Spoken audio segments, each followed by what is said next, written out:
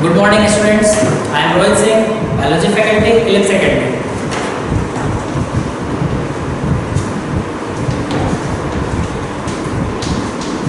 Last में हम topic देख रहे थे एनिमल टिश्यू, ठीक है। हम लोग का टॉपिक था एनिमल टिश्यू।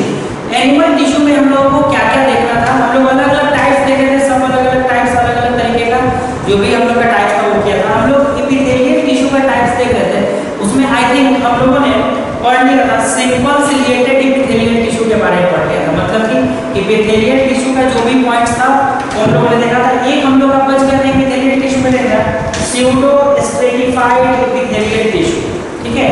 टॉपिक नाम होगा स्यूडो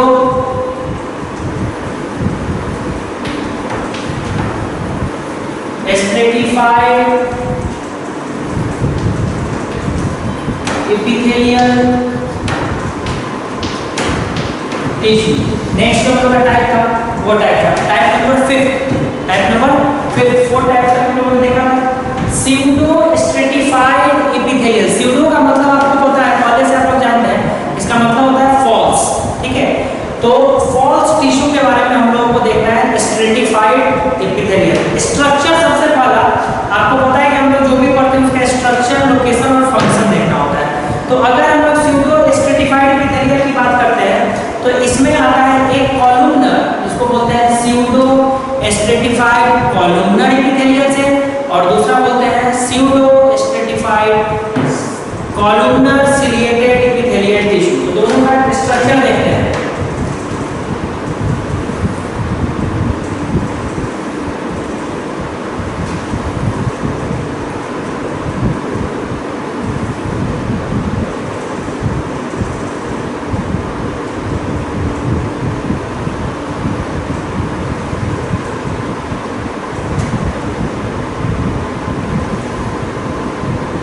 आपने पहले भी इस तरीके का टाइप को देखा रखा है, ठीक है। अब स्यूडो स्ट्रेटिफाइड नाम क्यों दिया गया, मान लेते हैं फॉर एग्जांपल ये बनाया, ठीक है, फिर मैंने ये बनाया,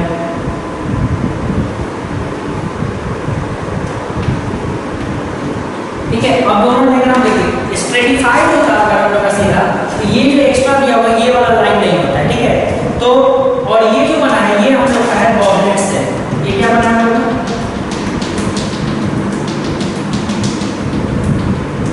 इसको बोलते हैं गॉबलेट सेल, ठीक है। ये दो सेल बना हुआ है इसमें, एक ये सेल है, इसको बोलते हैं लार्ज सेल, और ये जो बना है ये स्मॉल सेल, ठीक है। इसीलिए इसका नाम है स्यूडो स्ट्रेटिफाइड, ठीक है। अब लार्ज सेल है स्मॉल सेल है, तो जो लॉन्ग सेल है या लार्ज सेल है उसका न्यूक्लियस ओवल होगा, इसका जो न्यूक्लियस होगा वो ओवल शेप का होगा, ठीक है। और इसका जो न्यूक्लियस होगा वो राउंड शेप का होगा, ठीक है।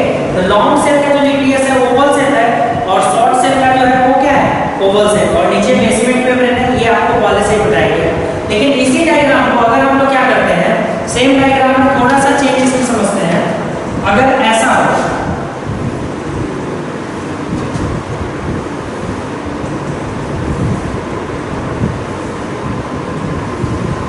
इस तरीके से बना हुआ है, ठीक है।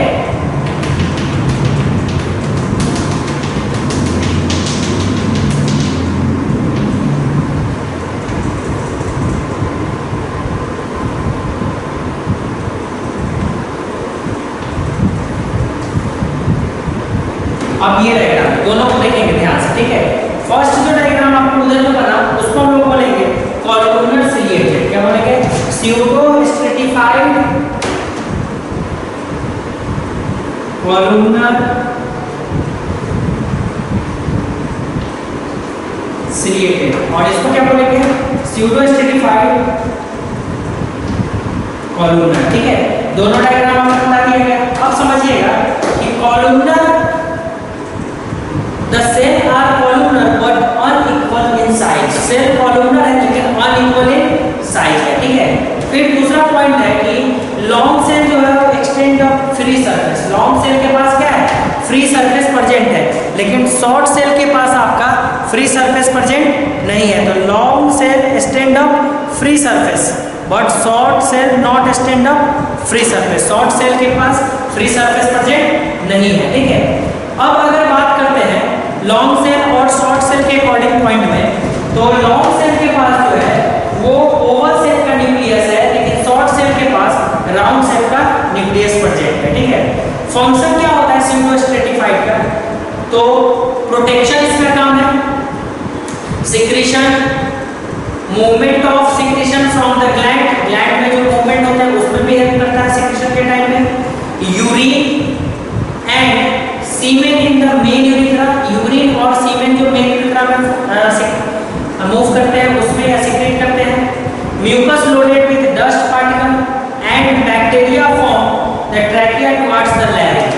मतलब कि कह सकते हैं हम लोग कि इनका काम है प्रोटेक्शन देना, सिक्रीशन करना, movement of secretion from gland, urine and semen, इन सब जगह पे इसका फंक्शन होता है, ठीक है।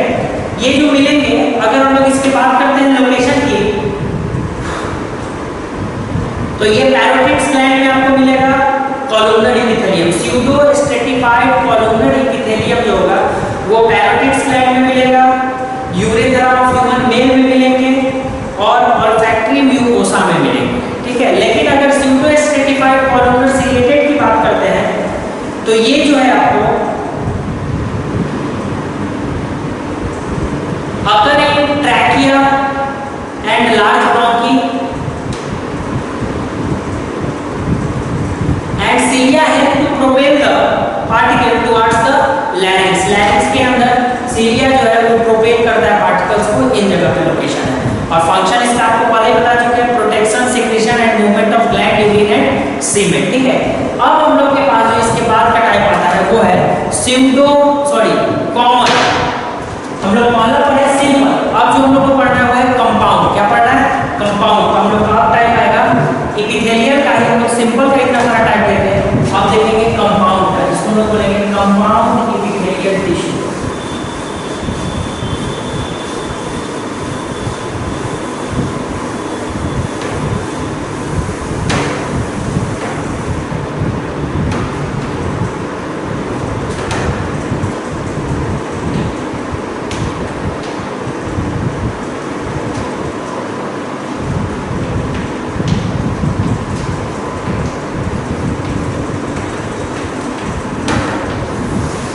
Compound epithelial tissue, compound epithelial tissue जब हम लोग देख रहे थे तो वहां पे हम लोग इसको डिवाइड किया था, आपको याद होगा कि स्ट्रेटिफाइड और दो पार्ट में डिवाइड किए थे, एक स्ट्रेटिफाइड और दूसरा था transitional, stratified and transitional. Stratified को स्क्वैमस, लिम्फोइडल, कॉलमनर से रिलेटेड किए थे, और ट्रांजिशनल को क्रेटिनाइज्ड और नॉन क्रेटिनाइज्ड में हम लोग डिवाइड किए थे। तो हम लोग को मेन जो पढ़ना है वो ट्रांजिशनल एपिथेलियल पढ़ना है हम लोग का, ठीक है। स्ट्रेटिफाइड के बारे में हम लोग से क्वेश्चंस में नहीं आता और हम लोग को उतना जानना भी नहीं है, लेकिन यहाँ पे हम लोग को जो देखना है वो ट्रांजिशनल देखना है, ठीक है। तो ट्रांजिशनल भी देखेंगे, हम लोग को नहीं देखना है, पर दोनों टॉपिक को हम लोग एक बार क्लियर कर लेते हैं। स्ट्रेटिफाइड एपिथेलियम में आते हैं जो कि कंपाउंड का पार्ट है। कंपाउंड के लिए आपको बताए थे कि मल्टी लेयर्ड होंगे। क्या होंगे कंपाउंड? मल्टी लेयर सेल होगा। कंपाउंड में क्या बताया गया था कि मल्टी लेयर सेल होगा, ठीक है। अब आते हैं तो स्ट्रेटिफाइड एपिथेलियम, तो इसका स्क्वैमस है, हम लोग का पहला नंबर है stratified squamous epithelium, stratified squamous epithelium short form में आपको बता रहे हैं, ध्यान रखेंगे स्ट्रेटिफाइड स्क्वैमस एपिथेलियम, ठीक है। अगर स्ट्रेटिफाइड स्क्वैमस एपिथेलियम की बात करते हैं तो these cells in the deepest layer are columnar and cuboidal with oval nuclei। इसका जो डीपेस्ट होगा वो columnar और cuboidal टाइप से होगा, ठीक है। और इसको हम लोग बोलेंगे, इसका ओवल जो इसका जो न्यूक्लियाई होगा वो ओवल शेप का होगा। इट इज कॉल्ड जर्मिनेटिव, इसको क्या बोलते हैं? जर्मिनेटिव सेल या जर्मिनेटिव लेयर भी बोलते हैं, ठीक है। क्यों? क्योंकि स्ट्रेटम जर्मिनेटिवम और स्ट्रेटम माल्पिजियम इसका दूसरा नाम है। ये जो इसको हम लोग इंटरमीडिएट लेयर भी बोलते हैं या स्क्वैमस लेयर के नाम से भी जानते हैं, ठीक है। इसका दो पार्ट है, एक है केराटिनाइज्ड और दूसरा है नॉन केराटिनाइज्ड। इसका दो पार्ट है, एक है केराटिनाइज्ड और दूसरा है नॉन केराटिनाइज्ड, ठीक है। तो केराटिनाइज्ड और नॉन केराटिनाइज्ड को समझते हैं, इसी का दो पार्ट है। तो मेन हम लोग को यही लिखना है, केराटिनाइज्ड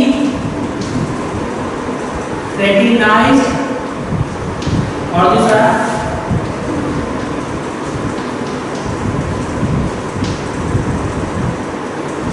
नॉन केराटिनाइज्ड। केराटिनाइज्ड और नॉन केराटिनाइज्ड दो बात यहाँ पे, दो पॉइंट हम लोग को यहाँ इसका देखना है। केराटिनाइज्ड को समझते हैं हम लोग, फिर नॉन केराटिनाइज्ड को समझेंगे।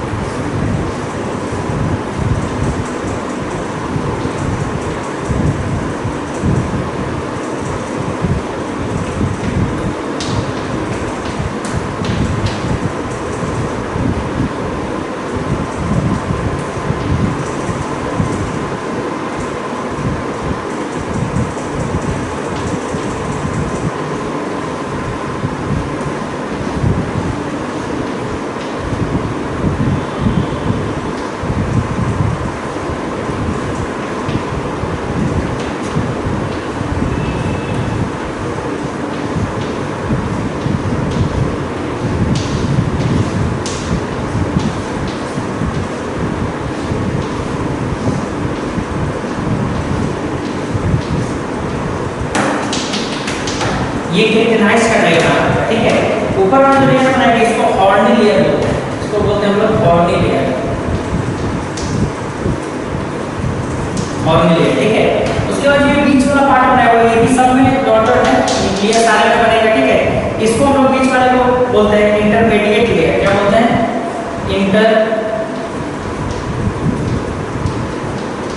इंटरमीडिएट लेयर, ठीक है। नॉन केराटिनाइज्ड का डायग्राम हम बनाना चाहोगे तो इसका डायग्राम कैसे बनेगा, दोनों का डायग्राम एक साथ करके देखो तो ज्यादा अच्छे से समझ में आएगा।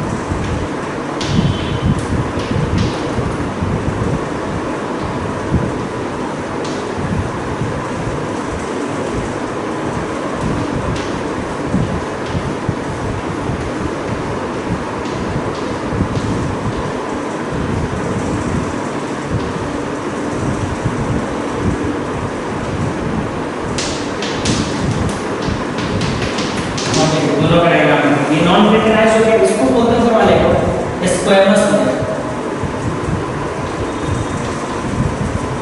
स्क्वैमस लेयर, इसके बाद में जो लेयर है इसको हम लोग क्या बोलेंगे, इस लेयर को हम लोग बोलेंगे स्क्वैमस लेयर।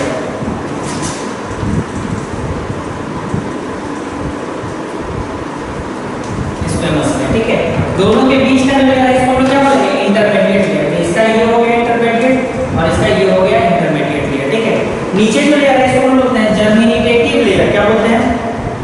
बोलते हैं जर्मिनेटिव लेयर।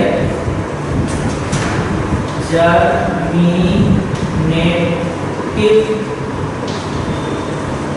लेयर, और इसका भी मतलब ये वाला जर्मिनेटिव लेयर निकालता है। नीचे हो गया बेसमेंट मेम्ब्रेन।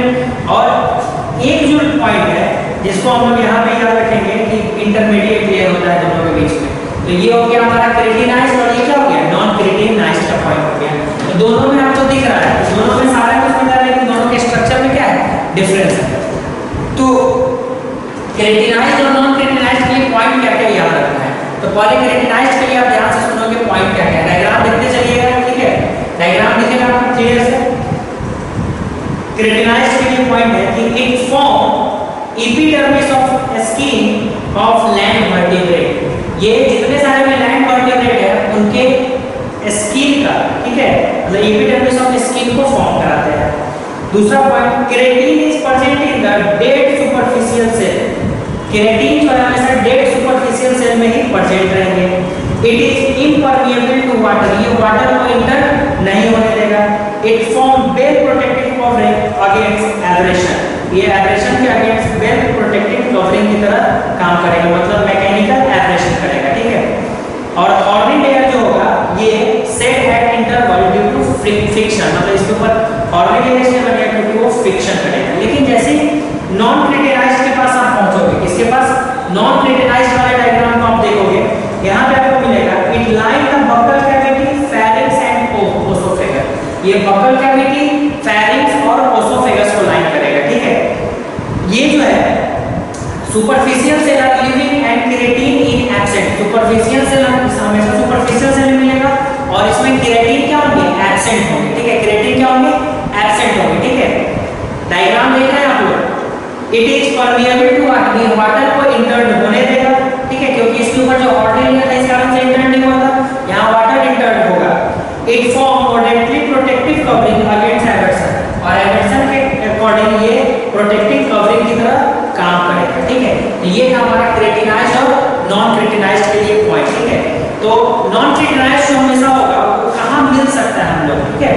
तो ओरल कैविटी में मिलेंगे जिसको बकल कैविटी बोलते हैं, टर्म्स के पास मिलेंगे, ओसोफेगस के पास मिलेंगे, फेरिंग्स के पास मिलेंगे, middle part of anal canal मिलेंगे, लोअर पार्ट ऑफ यूरेथ्रा मिलेगा, वोकल बॉर्डर मिलेगा, वेजाइना में मिलेगा, सर्विकल कैनाल यानी कि सर्विक्स में मिलेगा, इनर सरफेस ऑफ आईलिड और कॉर्निया ऑफ आई, इन सब जगह पे इसका लोकेशन होगा, ठीक है।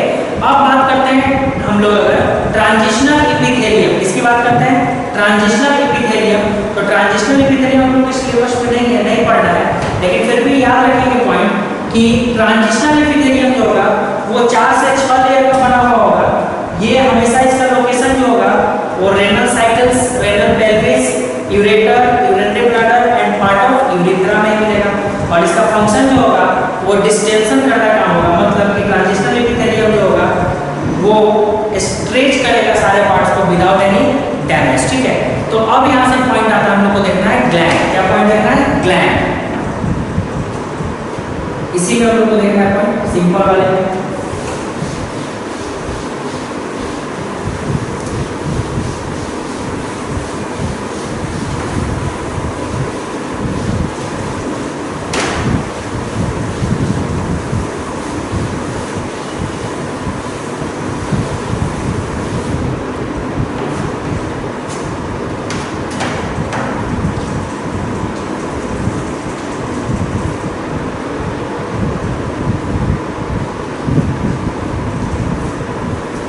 अब यहाँ से ग्लैंड्स हम लोग देखते हैं क्या, ठीक है।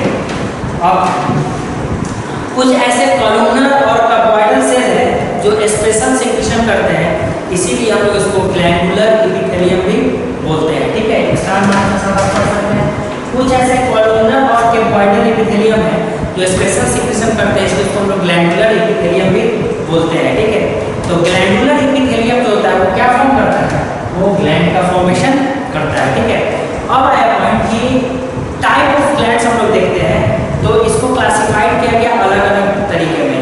तो based on number of cell, यानी कि हम लोग बोलेंगे बेस्ड ऑन सेल नंबर के बेसिस पे किया गया। तो एक टाइप हो गया यूनिसेलुलर और दूसरा टाइप हो गया मल्टीसेलुलर। तो एक यूनिसेलुलर ग्लैंड होता है और दूसरा मल्टीसेलुलर ग्लैंड होता है। यूनिसेलुलर ग्लैंड को हम लोग आइसोलेटेड ग्लैंडुलर सेल बोलते हैं और मल्टीसेलुलर को हम लोग क्लस्टर ऑफ सेल बोलते हैं। एग्जांपल यूनिसेलुलर के लिए यूनिसेलुलर ग्लैंड में हम लोग आ जाएगा गॉबलेट सेल हो गया जो कि म्यूकस सिक्रेशन कराता है, और मल्टीसेलुलर हम लोग का सैलिवरी ग्लैंड हो गया जो कि सलाइवा का सिक्रेशन कराता है। तो पहला उसके नंबर के बेसिस पे देखें। दूसरा सेकंड है based on the mode of pouring of secretion, मतलब कि कैसे सिक्रेशन करते हैं उसके बेसिस पे देखते हैं। तो mode of pouring of secretion के बेसिस पे अगर हम लोग आते हैं तो एक एक्सोक्राइन ग्लैंड है और एक एंडोक्राइन ग्लैंड है। एक्सोक्राइन होता है जिसको हम लोग बोलते हैं डक्ट ग्लैंड। क्या बोलते हैं? डक्ट ग्लैंड के नाम से बोलेंगे। The gland pour their secretion on the epithelial surface directly और through duct are called exocrine gland. But the gland जो कि डक्टलेस होंगे, जिनके पास कोई डक्ट नहीं होगा, ठीक है, उसको हम लोग बोलते हैं एंडोक्राइन ग्लैंड। एंडोक्राइन का दूसरा नाम डक्टलेस ग्लैंड है और एक्सोक्राइन का दूसरा नाम डक्ट ग्लैंड है। तो इसमें हमारा एक्सोक्राइन क्या है? Salivary gland, gastric gland, exocrine salivary gland, gastric gland, intestinal gland जिसको हम इंटेस्टाइनल ग्लैंड बोलते हैं, tear gland, sweat gland, bile gland, mammary gland. ये हो गया हमारा एक्सोक्राइन। लेकिन एंडोक्राइन की तरफ आएंगे जिसको डक्टलेस ग्लैंड बोलते हैं, जो डायरेक्टली पॉट होता है ब्लड और लिम्फ में। इसमें हमारा thyroid gland, parathyroid gland, hypothalamus gland, pituitary gland, pineal gland, adrenal gland, ये सारे ग्लैंड जो होते हैं वो सिक्रेशन करते हैं हार्मोन का। किसका सिक्रेशन करते हैं? हार्मोन्स का सिक्रेशन करते हैं, ठीक है। अब आता है यहाँ पे पॉइंट मोड ऑफ सिक्रेशन के हिसाब से अगर हम लोग देखते हैं, वो बॉडी ऑफ सिक्रेशन है, मोड ऑफ सिक्रेशन। तो मोड ऑफ सिक्रेशन के हिसाब से देखते हैं तो बोलते हैं मेरोक्राइन ग्लैंड और एपोक्राइन ग्लैंड। मेरोक्राइन ग्लैंड क्या होता है कि या हेलोक्राइन, मेरोक्राइन, एपोक्राइन एंड हेलोक्राइन, ठीक है। अब देखिए मेरोक्राइन ग्लैंड को समझते हैं डायग्राम से।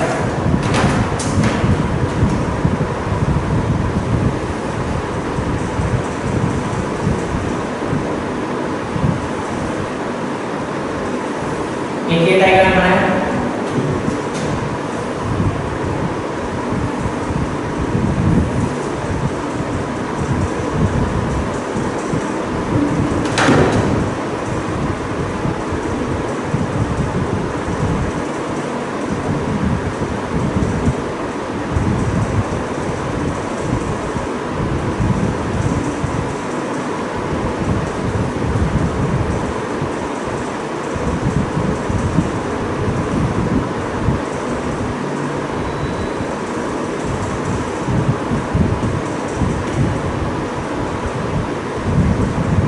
ये डायग्राम है, ठीक है।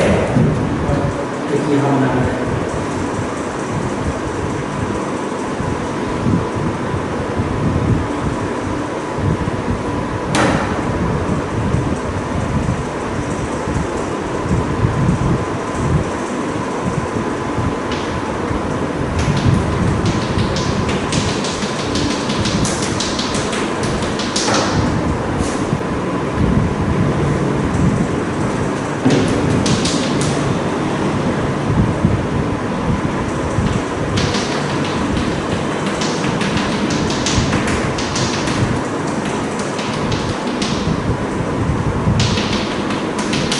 तीन डायग्राम आपके सामने बना हुआ है, आप देख रहे हो, ठीक है। तो ये जो है इसका ये सिक्रेशन है, इसको बोलते हैं सिक्रेशन, मतलब ये सीक्रेट क्या है। पहला जो है वो मेरोक्राइन है। फर्स्ट ग्लैंड आपका क्या है? मेरोक्राइन, मेरोक्राइन, ठीक है। सेकंड जो आपका दिया हुआ है ये आपका एपोक्राइन, ठीक है। और थर्ड जो आपका दिया हुआ है होलोक्राइन। तीन ग्लैंड है, इसके बेसिस पे सिक्रेशन के बेसिस पे, ठीक है, based on mode of secretion. Merocrine, apocrine और इसको हम क्या बोलते हैं? होलोक्राइन, ठीक है। अब सब क्या करेगा? सिक्रेशन करेगा। ये भी अगर सिक्रेशन करता है, ठीक है। और एक आपका फाइनल ये वाला है, ये जो आपका क्या है तो इसको हम लोग सर्कुलर सिक्रेशन मान लेते हैं। और ये आपका क्या बना रहे हैं, ठीक है। तो सिक्रेशन ये तीनों का तीनों किया, ठीक है। ये पिंच ऑफ, इसको बोलते हैं pinch off portion of cell, ठीक है। और ये क्या है? ये है disintegrated cell and its content, मतलब सब सिक्रेशन ही कर रहा है, लेकिन तीनों में आप देख रहे हैं इंटैक्ट सेल बना हुआ है, ठीक है। तो तीनों सेल जो है, तो मेरोक्राइन क्या बोलता है, ध्यान से सुनेंगे। These glands, the secretion is discharged by the cell by simple diffusion, so that there is no loss of cell or their parts. Goblet cell, sweat cell, salivary gland, intestinal cell, इतने सारे cell आपको आएंगे इसमें, ठीक है। लेकिन अगर apocrine की बात करते हैं तो एपोक्राइन बोलता है कि secretion product accumulated in apical part of the cell, हमेशा apical part of the cell पे इसका मिलेगा, ठीक है, मतलब इस पोजीशन पे कहाँ मिलेगा, apical part of the cell पे, ठीक है। और इसमें आपको आ जाएगा एग्जांपल में मेमोरी ग्लैंड और सम स्वेट ग्लैंड, ठीक है। तो मेमोरी ग्लैंड में देखते हैं एपिकल पार्ट पे ही मिलता है। और लास्ट होलोक्राइन है, ये बताता है कि an entire cell when filled with secretory product disintegrated and in discharge as a part of secretion जैसे sebaceous gland। तो मेरोक्राइन में आपका आ जाएगा इंटेस्टाइनल सेल आ जाएगा, स्वेट ग्लैंड आ जाएगा, सिलेवरी ग्लैंड आ जाएगा, गोबलेट सेल आ जाएगा। लेकिन अगर आप मोड ऑफ सेक्रेशन करिएगा एपोक्राइन में तो इसमें आपका मेमोरी ग्लैंड आ जाएगा और स्वेट ग्लैंड आ जाएगा। लेकिन होलोक्राइन में आएगा तो सिर्फ सेबेशियस ग्लैंड ही आएगा, ठीक है। तो फाइनल पॉइंट है हम लोग का यहाँ पे कि होलोक्राइन ग्लैंड को जो है आगे जाके हम लोग डिस्क्राइब करते हैं एंडोक्राइन ग्लैंड के फॉर्म में। क्यों? क्योंकि इसका सेक्रेशन जो है वो हार्मोनल है और थायराइड पैराथायराइड के अकॉर्डिंग लिखते हैं। लास्ट पॉइंट है आपका एपिथेलियल में function of epithelial cell. Epithelial cell का हम लोग फंक्शन देखेंगे, tissue function of epithelial tissue. Epithelial tissue का हम लोग फंक्शन देखेंगे। नंबर 1 प्रोटेक्शन प्रोवाइड करना, जैसे सारे में पढ़ रहे थे उसी तरह इसमें भी है, प्रोटेक्शन प्रोवाइड करना, ठीक है। दूसरा सेलेक्टिव बैरियर, किसको आना है किसको नहीं आना है उसकी तरह काम करता है, तो work as a selective barrier. Third absorption, third conduction, fourth excretion, fifth sensation, six regeneration, seven exchange of gases, 8th pigmentation, 9th secretion, 10th reproduction, 11th exoskeleton। मतलब ये टोटल अप्रोक्सली 11 टाइप्स का फंक्शन करता है। जैसे protection कर रहा है तो क्या करता है प्रोटेक्शन में कि जो भी टिश्यू है उनको मैकेनिकल इंजरी से बचाना, इंटायर जर्म से बचाना, इंटरनल एंट्री ऑफ जर्म से बचाना, हार्मफुल केमिकल से बचाना और उसको ड्राइंग अप होने से बचाना। अगर हम लोग सेलेक्टिव बैरियर की बात करते हैं तो जितने सारे अननेसेसरी या अनवांटेड मटेरियल है उनके एंट्री को रोकना।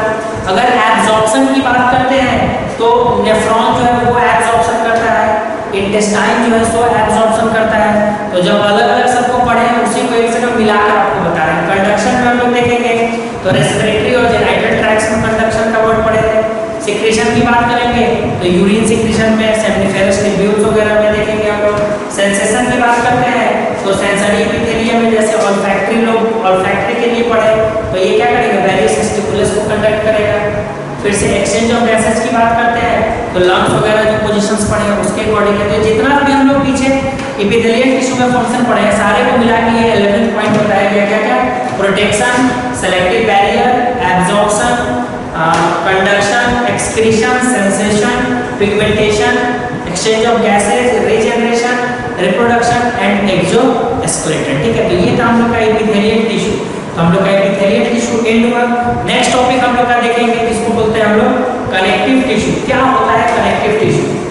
तो हम लोग स्टार्ट करते हैं कनेक्टिव टिश्यू से।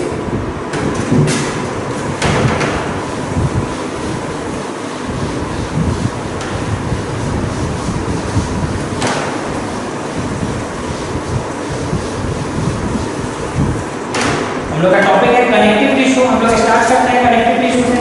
तो पहले इसके समरी को देख लेते हैं।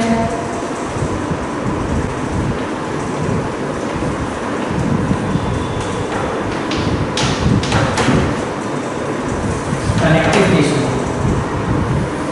ठीक है। कनेक्टिव टिश्यू को डिवाइड करते हैं अलग अलग पार्ट्स में, देखते हैं क्या क्या है।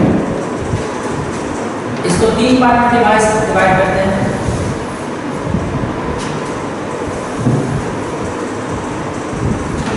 सबसे पहला टाइप जो है आपको वो पढ़ना है लूज कनेक्टिव टिश्यू, दूसरा डेंस कनेक्टिव टिश्यू और तीसरा स्पेशल कनेक्टिव टिश्यू। तो loose connective tissue, dense connective tissue,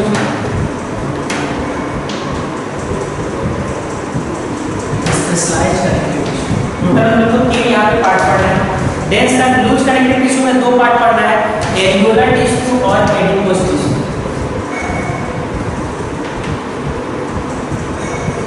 areolar connective tissue और एडिपोज, एरियोलर एंड एडिपोज दो पार्ट पढ़ना है। फिर हम लोग की बात आएगा सेकंड में, जिसको हम लोग डेंस कनेक्टिव बोलते हैं, इसमें दो पढ़ना है, डेंस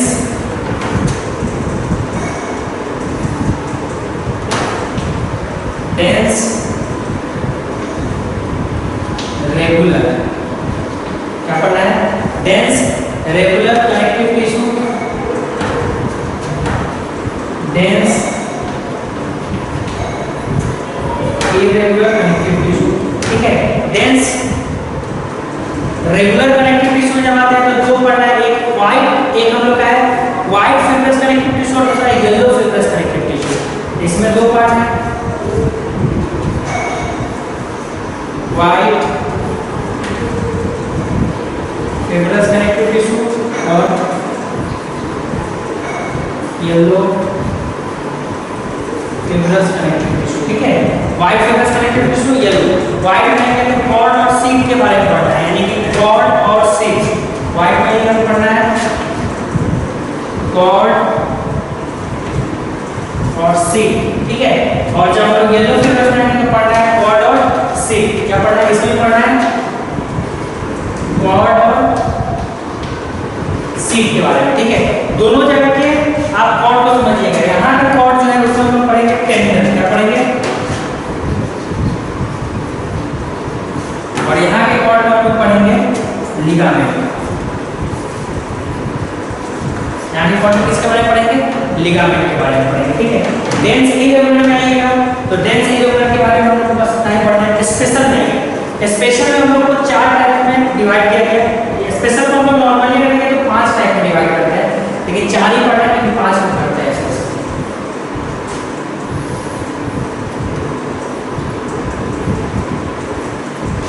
ठीक है, स्पेशल को पहला टाइप है आपका स्केलेटल टिश्यू, स्केलेटल टिश्यू। ठीक है, दूसरा है आपका जिसको हम बोलते हैं वैस्कुलर टिश्यू, वैस्कुलर टिश्यू। ठीक है, थर्ड नंबर है जिसको हम बोलते हैं reticular, reticular connective tissue, reticular connective tissue. ठीक है, फोर्थ में इसको बोलते हैं pigmented connective tissue, pigmented connective tissue. और फिफ्थ नंबर है इसको हम लोग बोलते हैं म्यूकोइड कनेक्टिव टिश्यू,